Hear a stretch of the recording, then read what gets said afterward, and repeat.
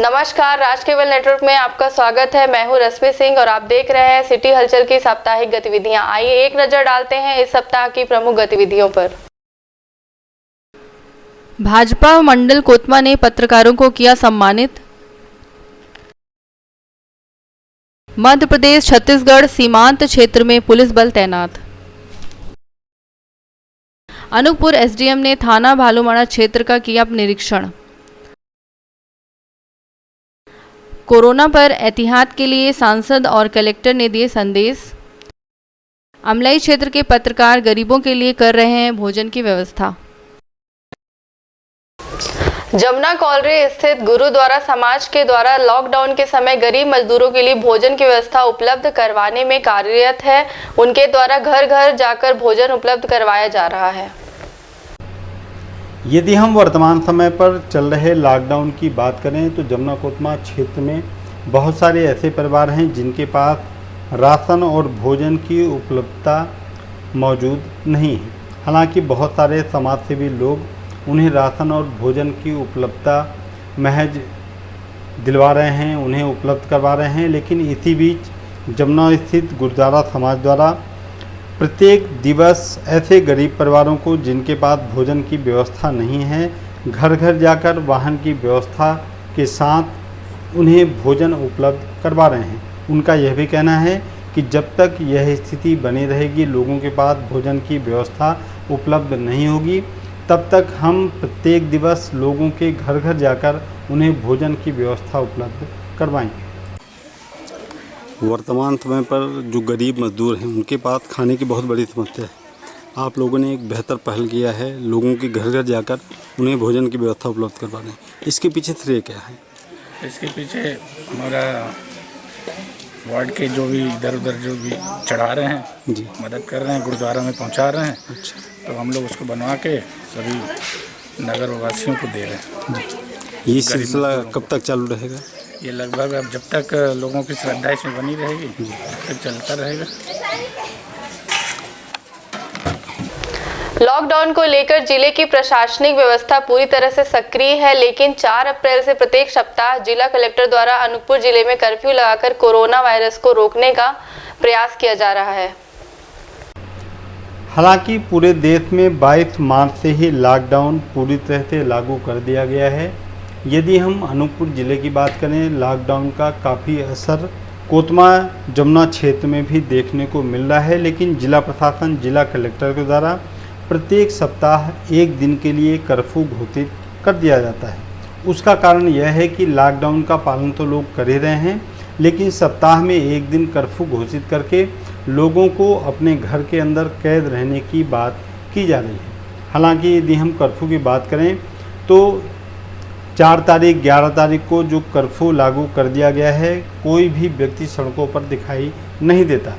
हालांकि केवल वही व्यक्ति बाहर निकलते हुए दिखाई देते हैं जिनका स्वास्थ्य ठीक नहीं रहता, जिन्हें दवा की आवश्यकता होती है, या फिर किसी ऐसे व्यक्ति के पास जो काफ़ी आवश्यक कार्य से अपने घर से बाहर निकलता है। लेकिन लॉकडाउन और कर्फ्यू का बेहतर असर अनूपपुर ज़िले में दिखाई दे रहा है।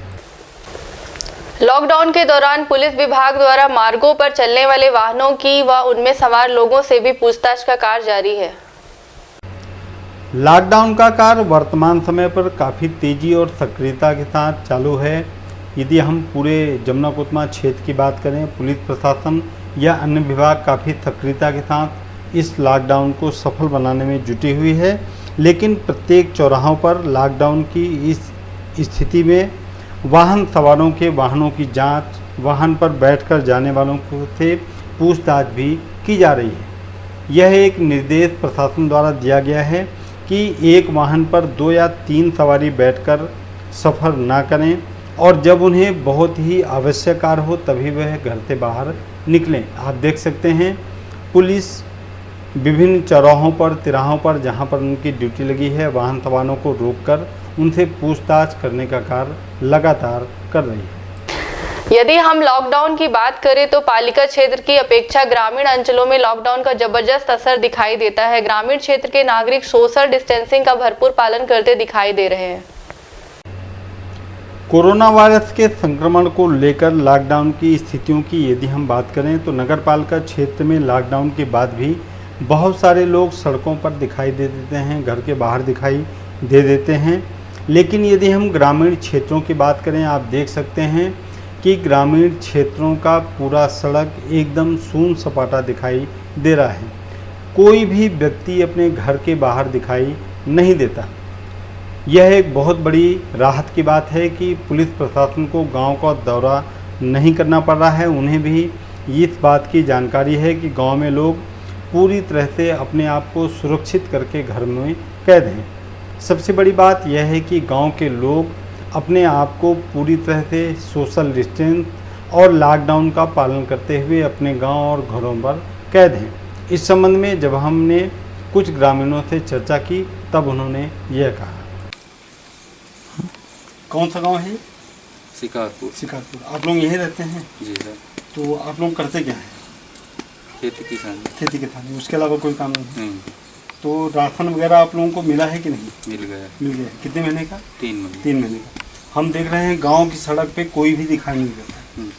तो कोई गांव के सड़कों पर बाहर निकलता है कि नहीं? नहीं। क्यों नहीं निकलता? काम से निकलते। अच्छा, क्यों नहीं निकलते लोग बाहर? वो लगा है। क्या लगा है? लॉकडाउन। लॉकडाउन। तो मतलब इस चीज़ की जानकारी गांव में है कि लॉकडाउन लगा हुआ है? बिल्कुल है। तो मतलब यहाँ भीड़ कहीं इकट्ठी होती है कि नहीं? नहीं, बिल्कुल नहीं।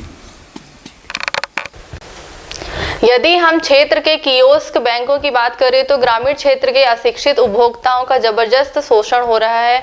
अधिकांश कियोस्क संचालकों द्वारा राशि निकालने पर अलग से भी शुल्क लिया जा रहा है। यदि हम जमुना कोतमा और कोतमा क्षेत्र में चल रहे कियोस्क बैंकों की बात करें तो बहुत सारे ऐसे कियोस्क बैंक हैं जहां की शिकायतें लगातार वहां के उपभोक्ताओं द्वारा की जा रही हैं। यह सवाल भी खड़ा उठता है कि जब कियोस्क बैंक के मालिकों को ट्रांजैक्शन पर सरकार द्वारा उन्हें कमीशन दी जा रहा है तो फिर पैसे निकालने के बाद उनसे 100 रुपये, 200 रुपये, 300 रुपये क्यों लिया जाता है।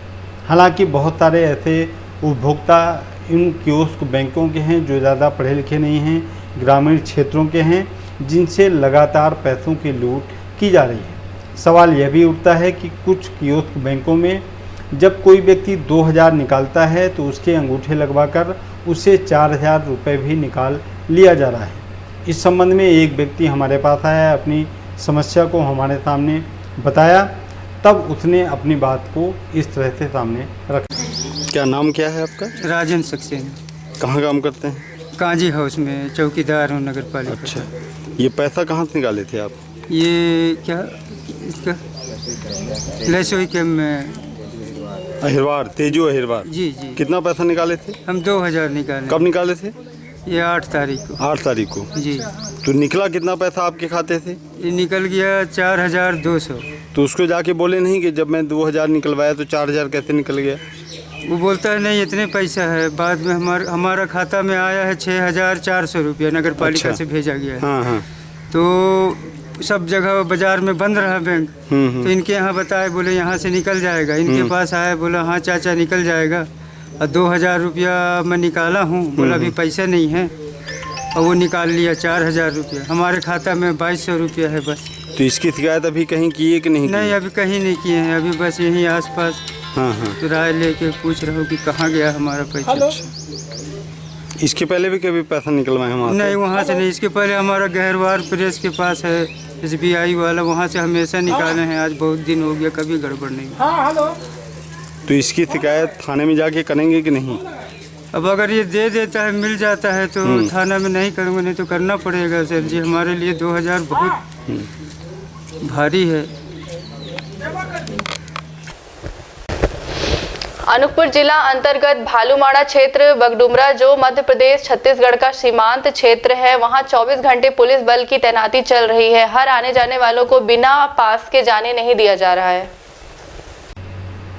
यदि हम अनूपपुर जिला की बात करें, अनूपपुर जिले में भालूमाड़ा थाना क्षेत्र में एक गांव पड़ता है बगडुमरा, जो मध्य प्रदेश और छत्तीसगढ़ सीमांत का अंतिम गांव है, जहां के बाद मध्य प्रदेश की सीमा समाप्त होकर और छत्तीसगढ़ की सीमा वहां से लग जाती है।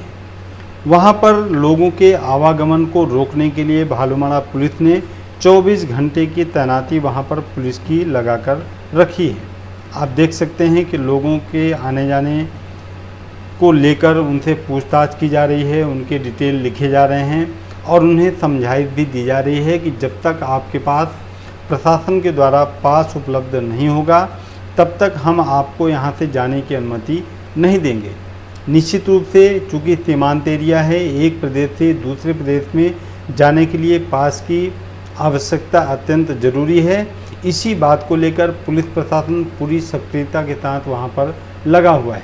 इस संबंध में जब हमने एएसआई आर.एन. तिवारी से चर्चा की तब उन्होंने यह आप लोगों की तैनाती यहाँ पर मध्य प्रदेश छत्तीसगढ़ का जो सीमा एरिया है जी हाँ, यहाँ पर लगा हुआ है। जी जी।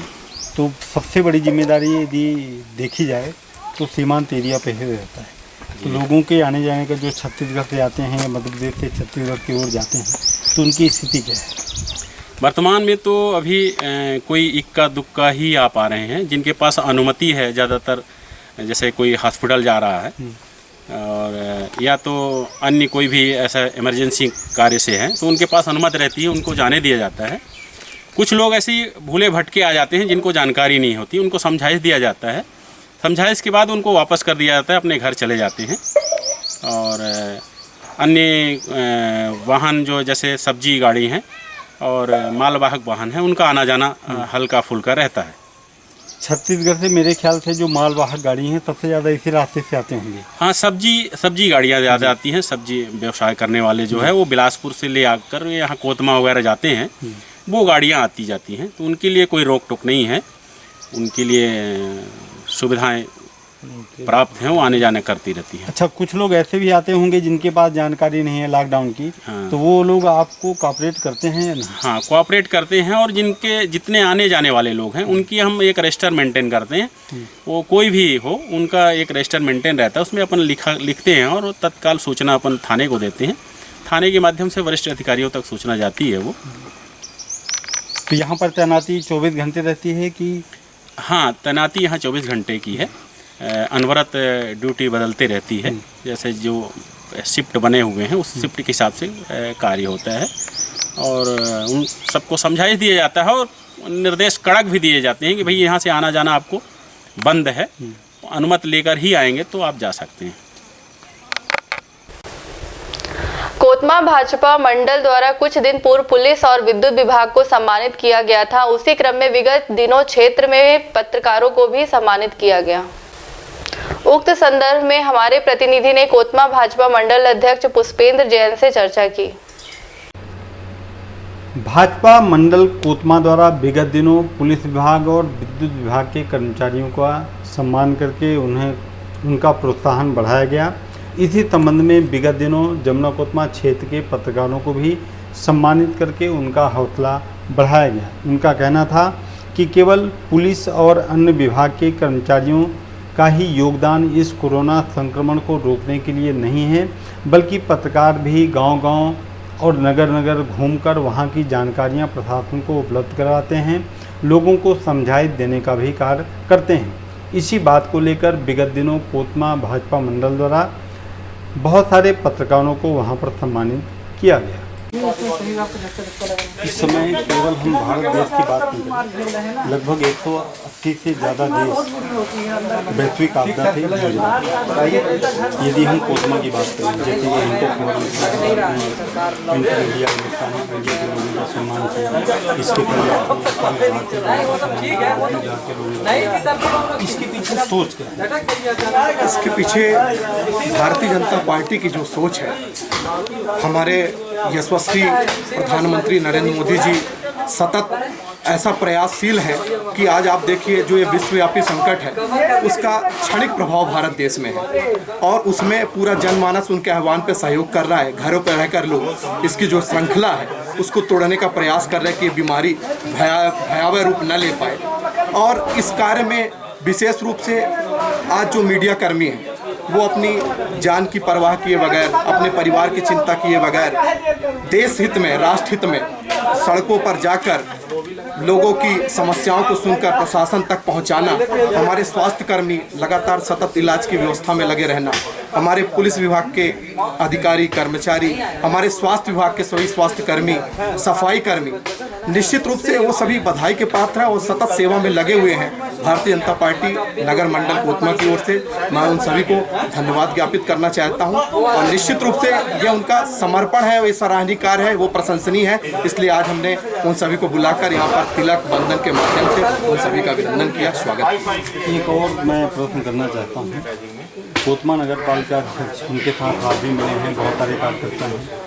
लॉकडाउन के दिन के समय से ही ऐसे लोगों को जिनके पास भोजन की व्यवस्था नहीं है, जो दिहाड़ी मजदूर हैं, उनके लिए प्रतिदिन भोजन की व्यवस्था उपलब्ध करना चाहिए। इस कार्य को आप कैसे हैं? दिनांक 25 तारीख से जब से लॉकडाउन की स्थिति हुई है, तब से लेकर 1 तारीख तक 8 दिन तक हमारे नगर पालिका अध्यक्ष ने स्वयं आर्थिक रूप से सहयोग करके भोजन व्यवस्था संचालित की। 2 तारीख से नगर के सहयोग से, नगर के सम्मानित जनों का हम आर्थिक सहयोग लेके भारतीय जनता पार्टी मंडल कोतमा ने योजना बनाई है कि हम प्रतिदिन लोगों तक 2000 पैकेट भोजन, 400 से 450 परिवारों तक 2000 पैकेट भोजन हम 14 तारीख जब तक लॉकडाउन है सतत हम पहुंचाते रहेंगे। ये प्रक्रिया जारी है।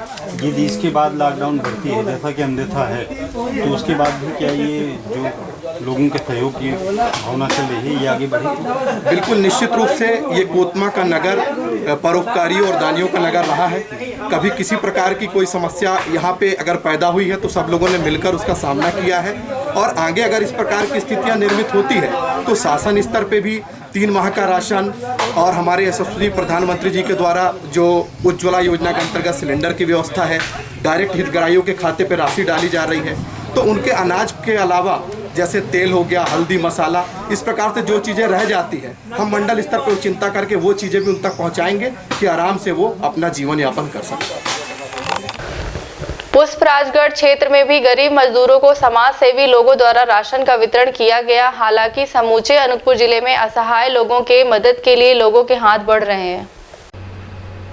इस वर्तमान समय पर लॉकडाउन की स्थिति को लेकर केवल अनूपपुर और कोतमा विधानसभा में ही लोगों को भोजन और राशन की वितरण नहीं की जा रही है, बल्कि पुष्पराजगढ़ क्षेत्र में भी बहुत सारे ऐसे समाजसेवी संगठन हैं जो वहां पर बेसहारा मजदूर और गरीबों को राशन का वितरण लगातार कर रहे हैं।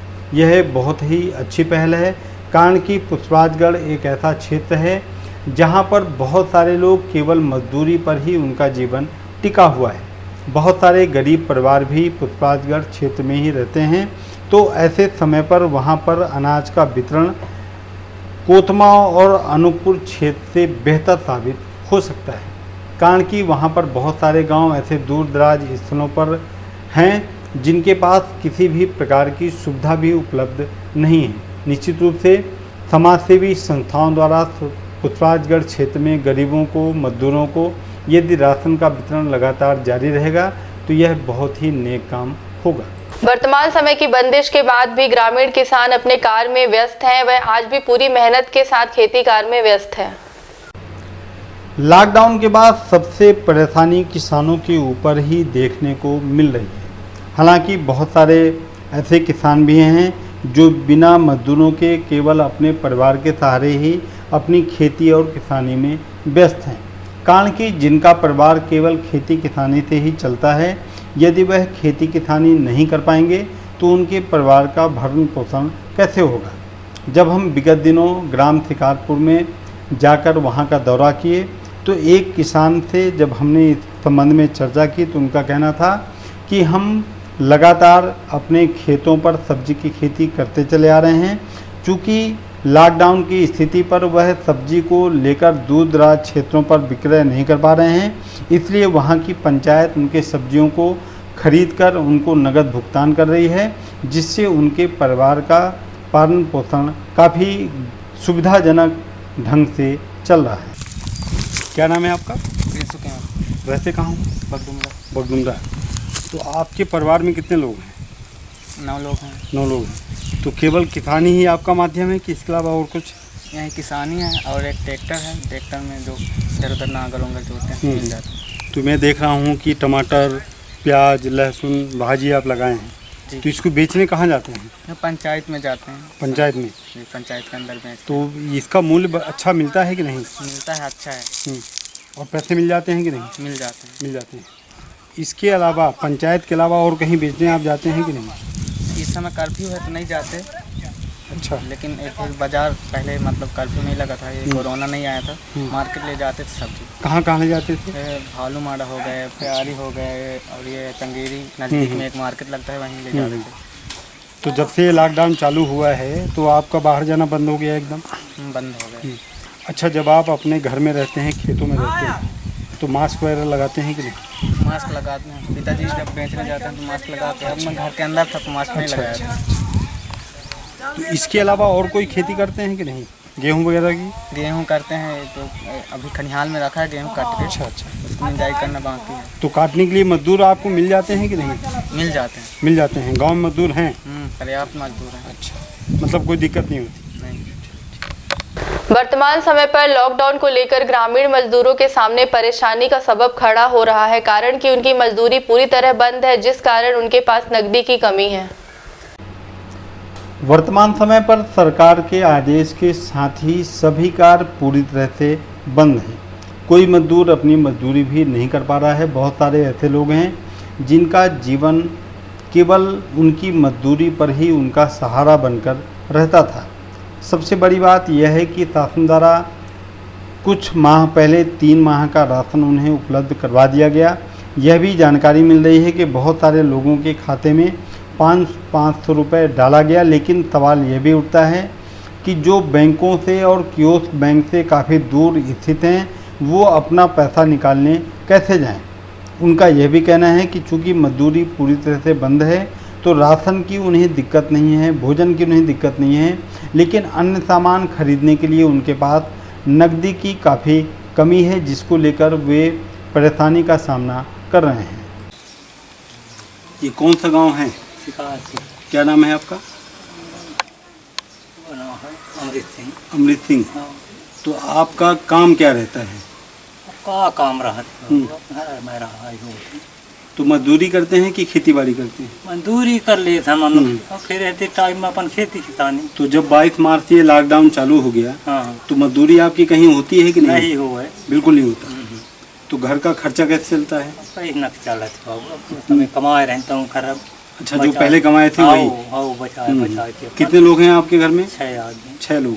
तो राशन वगैरह तो मिला होगा आप लोगों को? हाँ, मिल रही 3 महीना। तो उसके अलावा जैसे जो और खर्च है, तेल मसाला सब्जी, तो उसके लिए दिक्कत होती है कि नहीं? हो तब कहीं ना करिए बाबू पूजो थी अब। अच्छा, तो समय कैसे कटता है आपका?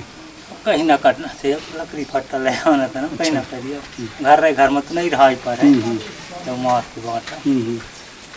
तो ये कब तक चलेगा, आपको जानकारी है? नहीं जानकारी है।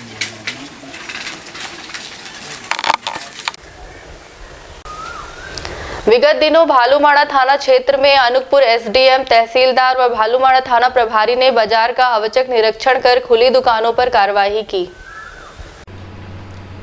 16 अप्रैल को अनूपपुर एसडीएम कमलेशपुरी, उनके साथ तहसीलदार, साथ में भालूमाड़ा थाना प्रभारी रामनाथ आर्मो और बहुत सारे अधिकारी एक साथ मिलकर जमुना कोतमा क्षेत्र का भ्रमण किया।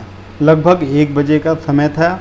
उनके घूमने का आशय यह था कि जब शासन ने 9 से 12 तक का समय दुकानदारों को खोलने का दिया है या होम डिलीवरी करने का दिया है, उसके बाद भी यह शिकायतें मिल रही थी कि बहुत सारे दुकानदार 12 बजे के बाद भी अपनी दुकानों को खोलकर रखते थे।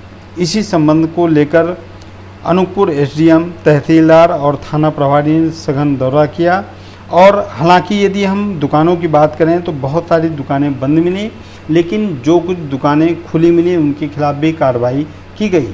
साथ ही अनूपपुर एसडीएम ने भालूमाड़ा स्थित राशन की दुकान का भी औचक निरीक्षण किया, जहां पर काफ़ी शिकायतें मिल रही थी कि लोगों के बीच में और राशन वितरण करने वाले के बीच में लगातार विवाद की स्थितियां बन रही थी, जिसे लेकर अनूपपुर एसडीएम ने वहां का भी निरीक्षण किया। लोगों को निर्देश दिया कि गरीबों को मिलने वाला पूरा राशन उन्हें दिया जाए। आप देख सकते हैं कि काफ़ी संख्या में अधिकारी, पुलिस बल वहां पर मौजूद थे। लॉकडाउन का असर मधुमक्खियों की खेती पर भी पड़ा है। कारण वर्तमान समय पर मजदूरों के कार्य पर भी रोक है, जिस कारण क्षेत्र में चल रहे मधुमक्खियों द्वारा शहद उत्पन्न करने की खेती में भी असर पड़ रहा है। अनूपपुर जिले में कई वर्ष से कुछ किसान मधुमक्खियों की भी खेती लगातार करते चले आ रहे हैं। कारण कि मधुमक्खियों की खेती से उन्हें शहद का आवंटन भी उपलब्ध हो जाता है, लेकिन लॉकडाउन के बाद चूंकि मजदूरों को पूरी तरह से काम पर जाने के लिए मना कर दिया गया, इस कारण उस क्षेत्र पर जहां पर मधुमक्खियों का एक जखीरा बनाकर रखा गया था, बहुत सारे क्षेत्र में मधुमक्खियों को एकत्र करके वहां से शहद निकालने का प्रयास किया जा रहा था, वह क्षेत्र भी पूरी तरह से लॉकडाउन पर अस्त व्यस्त होता हुआ दिखाई दे रहा है। किसानों का कहना है कि इस लॉकडाउन की स्थिति पर हमें काफ़ी नुकसान का सामना करना पड़ रहा है, कारण कि मजदूर वर्तमान समय पर मिल नहीं रहे हैं, जिस कारण जितने भी प्लांट बने हुए हैं वह पूरी तरह से धराशायी होता हुआ दिखाई दे रहा है। अब देखना यह है कि लॉकडाउन की स्थिति पर आने वाले समय में कब छूट मिलता है, और छूट मिलने के बाद ही जब मजदूर किसानों के घर में काम करने के लिए उपलब्ध हो सकेंगे, तभी किसानों को कुछ राहत उपलब्ध हो सकेगी। अनूपपुर जिले में विगत दिनों शहडोल सांसद और जिला कलेक्टर ने लॉकडाउन व सोशल डिस्टेंसिंग के मापदंडों पर अपने अपने विचार व्यक्त किए।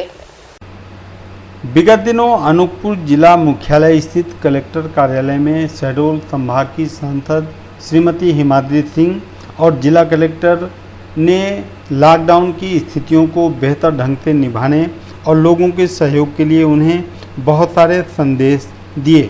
आप देख सकते हैं कि शहडोल सांसद हिमाद्री सिंह और जिला कलेक्टर ने लोगों को सोशल डिस्टेंस बनाए रखने के लिए, लॉकडाउन का पालन करने के लिए और उन्हें कौन कौन सी सामग्रियां उपलब्ध कराई जा रही हैं, इन सारी जानकारियों को उनके सामने प्रस्तुत करने का प्रयास किया। नमस्कार, मैं हिमाद्री सिंह सभी मेरे संसदीय क्षेत्र के शहडोल लोकसभा के सभी भाई बहनों को मेरा नमस्कार। जैसा कि हम सब जानते हैं कि इस समय हम कोरोना जैसी वैश्विक महामारी से गुजर रहे हैं। एक विषम परिस्थिति हम सबके समक्ष में है। मैं सभी अपने क्षेत्रवासियों से ये अपील करती हूँ कि हम सभी अपनी सावधानी रखें, अनावश्यक घर से बाहर ना निकलें, अपनी स्वच्छता का ध्यान रखें, बार बार हाथ धोएं, अपने घर को सब लोगों को सैनिटाइज रखें। बहुत बहुत लॉकडाउन के बाद भी 16 अप्रैल को कोतमा बाजार में भारी भीड़ देखने को मिली। बाजार में सोशल डिस्टेंसिंग का कहीं भी पालन दिखाई नहीं दिया। हालांकि वर्तमान समय पर लॉकडाउन को लेकर व्यापारी और नागरिक काफ़ी सक्रिय दिखाई दे रहे हैं, लेकिन विगत दिवस कोतमा बाजार की यदि हम बात करें तो कोतमा बाजार में ऐसा माजरा दिखाई दिया कि लॉकडाउन पूरी तरह से खत्म कर दिया गया है। पूरे नगर में भीड़ इतनी तेज़ी के साथ दिखाई दी कि लॉकडाउन का कोई भी मतलब नज़र नहीं आया। साथ ही सोशल डिस्टेंस का भी किसी ने पालन करते हुए दिखाई नहीं दिए।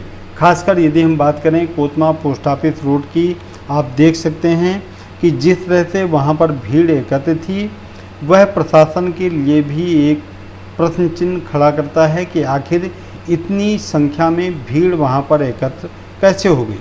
निश्चित रूप से जब लॉकडाउन का पालन करवाना प्रशासन का, और हालांकि इसकी जिम्मेदारी नागरिकों के बीच भी बनती है, तो उसका पालन करना भी आवश्यक है। वर्तमान समय पर बिना मजदूरी और काम के बिना फंसे मजदूरों को अमलाई क्षेत्र के पत्रकारों ने घर घर जाकर भोजन पहुंचाने की व्यवस्था का बीड़ा उठाया है। हालांकि वर्तमान समय पर हम समाज सेवियों की बात करें, बहुत सारे अधिकारियों की बात करें, गरीब मजदूरों के सहयोग के लिए उनके हाथ लगातार आगे आ रहे हैं। इसी बीच में यदि हम अमलाई क्षेत्र की बात करें तो वहाँ के पत्रकार बंधुओं ने मिलकर लोगों से सहयोग लेकर एक ऐसा बीड़ा उठाया है कि कोई भी गरीब उस क्षेत्र में भूखा ना सोने पाए। इसी बात को लेकर आप देख सकते हैं कि एक काफ़ी बड़े कमरे पर सोशल डिस्टेंस बनाकर बहुत सारे पत्रकार बंधु स्वयं ही मेहनत करके भोजन बनाकर उसे पैक करके और अपने गाड़ियों के सहारे झोले पर उन पैकेटों को लेकर ऐसे लोगों को चिन्हित करके कि जिनके पास भोजन की व्यवस्था उपलब्ध नहीं है, उन्हें घर घर पहुंचाने का काम कर रहे हैं। उनका यह भी कहना है कि यह कार्य हमारा तब तक चलता रहेगा जब तक लॉकडाउन की स्थिति इस पूरे क्षेत्र में बनी रहेगी। उनका कहना है कि कोई भी व्यक्ति भूखा ना सोने पाए। हमारा यही प्रयास है कि हम उनके लिए लगातार यह काम करते रहें। इस संबंध में जब हमारे प्रतिनिधि ने एक पत्रकार से चर्चा की तब उन्होंने यह कहा। लॉकडाउन चालू हुआ है, तब तक चालू है और जब तक लॉकडाउन रहेगा तब तक चलता रहेगा। श्री साईं जनता रसोई सोशल डिस्टेंस का पालन कर रहे हैं आप? पूरे तरीके से किया जा रहा है। कहाँ कहाँ ये सामग्री पहुँचाई जा रही है? कितनी संख्या होगी जो आप लोग? 1600 पैकेट लमसम रोज पट रहे हैं। किस किस क्षेत्रों में जा रहे हैं आप लोग? ये अनूपपुर जिला और शहडोल जिला दोनों जगह जा रहे हैं। शहडोल जिले में कम से कम 350 पैकेट जा रहे हैं, बाकी अनूपपुर जिले में। मतलब जब तक ये लॉकडाउन नहीं खत्म होगा तो क्या आप निरंतर करते रहेंगे? निरंतर चालू रहेगा श्री साईं जनता रसोई। सीटू श्रम संघ के अध्यक्ष महेश श्रीवास्तव ने कोरोना पर भारत सरकार की कमियों को उजागर करने का प्रयास किया है। उनका कहना है कि प्रवासी मजदूरों के लिए भारत सरकार को कुछ विचार करने की जरूरत है। वर्तमान समय पर समूचे देश में लॉकडाउन की स्थिति बनी हुई है। सीटू श्रम संघ का कहना है कि 21 अप्रैल को अखिल भारतीय विरोध दिवस मनाया जाएगा। इसके पीछे कारण क्या है? एक्चुअली इसका मेन रीज़न ये है कि वर्तमान केंद्र सरकार मज़दूरों के बारे में, विशेषकर उन मज़दूरों के बारे में जो प्रवासी मज़दूर हैं, उनके बारे में इतनी असंवेदनशील हो गई है, इतनी उदासीन हो चुकी है। ठीक है, पहली बार उन्होंने लॉकडाउन किया 24 मार्च से 14 अप्रैल तक। आज सच्चाई ये है कि किसी भी शहर की, किसी भी नगर की का जो विकास है, उनका जो निर्माण है, वो सिर्फ और सिर्फ प्रवासी मजदूरों के दम पे है। अगर वो काम बंद कर दें तो कोई विकास या निर्माण कार्य नहीं हो सकता। आज आप देख रहे होंगे, चाहे गुजरात हो, चाहे बॉम्बे हो या दिल्ली हो या कोई भी बड़े शहर हो, लाखों की संख्या में वो मेहनत कश परेशान है। उनके लिए प्रधानमंत्री ने 14 तारीख को कोई राहत नहीं दी। अजीब सा तब लगता है जब देश के मुखिया, देश के प्रधानमंत्री, देश जिनके हाथों में है, जिन्हें देश चलाना है, जब 30 जनवरी को कोरोना का पहला प्रकरण सामने आया था तो उसकी रोकथाम करने की जगह पे 24 फरवरी तक वो नमस्ते ट्रंप में व्यस्त थे। इतना ही नहीं, जब 9 मार्च को पहली मौत हो गई थी तब हमें जब लड़ना था उससे, हमें उसकी रोक तैयार करनी थी। उस समय हमारे मध्य प्रदेश में विधायकों की खरीद फरोख्त चल रही थी और विधायकों को लेके बेंगलुरु छिपाया जा रहा था। और उसके बाद जब और घटना घटी, ताज्जुब तो ये होता है कि 20 तारीख को मध्य प्रदेश की सरकार गिराई जाती। किस उम्मीद से? एक तरफ कोरोना जैसी महामारी है, उससे लड़ना है, दूसरी तरफ उसको प्राथमिकता ना देके मध्य प्रदेश की सरकार गिराई जाती है और 22 तारीख को जनता कर्फ्यू लगा के 23 तारीख को नई भाजपा की सरकार बनती है। और जैसे ही सरकार बनी 24 तारीख से लॉकडाउन कर दिया गया। कोई भी मजदूर बाहर नहीं निकल पाया। और इसके आड़ में जहाँ पे CITU सख्त मुखालफत कर रहा है, इस लॉकडाउन की आड़ में ये तमाम श्रम कानूनों की ऐसी तैसी करके 8 घंटे की जगह पे 12 घंटे काम करने के आदेश को थोपना चाहिए। जहां हम मांग कर रहे हैं कि 6 घंटे का कार्य अवधि होनी चाहिए ताकि ज़्यादा से ज़्यादा लोगों को रोज़गार मिले। आज बेरोजगारी बढ़ रही है। वहीं पे ये 8 घंटे का काम आज से नहीं, ब्रिटिश हुकूमत से मजदूरों ने लड़ के लिया था। 8 घंटे काम, 8 घंटे आराम, 8 घंटे मनोरंजन, इसको ख़त्म करके ये 12 घंटे करना चाहते हैं। हम जानते हैं लॉकडाउन है, हम जानते हैं WHO की रिपोर्ट के मुताबिक हमें पास नहीं रहना, 1 मीटर की दूरी पे रहना है। CITU इन तमाम चीज़ों को, WHO की रिपोर्ट को मानते हुए जिंदा दिली के साथ सरकार की इन नीतियों का विस्थापित और प्रवासी मजदूरों की बदहाली का विरोध करती है और ये मांग करती है कि जो लोग आयकर से परे या इनकम टैक्स पेड नहीं करते हैं उनको मिनिमम 7,500 और जो लोग प्रवासी मजदूर हैं उनको फ्री में राशन दिया जाए, खाने की व्यवस्था की जाए, रहने की व्यवस्था की जाए।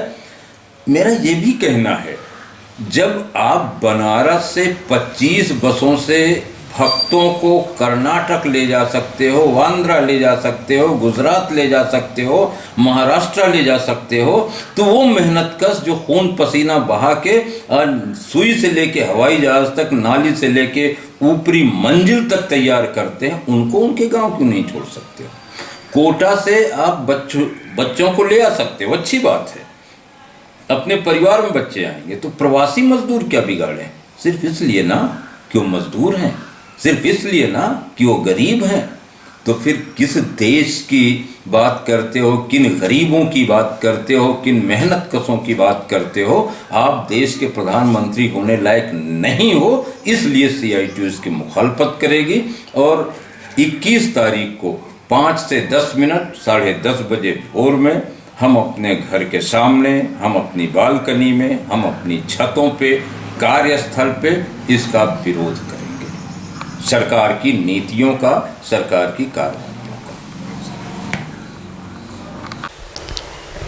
इस सप्ताह की गतिविधियों को देते हैं हम यहीं पर विराम। अगले सप्ताह की नई गतिविधियों के साथ हम पुनः हाजिर होंगे, तब तक के लिए हमें दीजिए इजाजत।